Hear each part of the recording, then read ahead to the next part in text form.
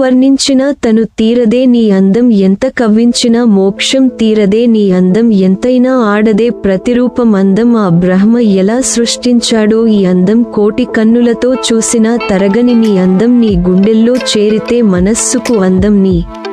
కళ్ళల్లో ఏముందో మైమరిసి చూస్తే నీ అందం, నీతో కోరిక పుట్టించేది రంగులు పువ్వులు కలిపి సృష్టించాడా ఆ బ్రహ్మ ఈ అందం, తేనె జల్లులు పువ్వులపై జల్లి సృష్టించాడా ఈ అందం, అర్థం కాని అర్ధాంగి తడిచిన నూలు పోగులు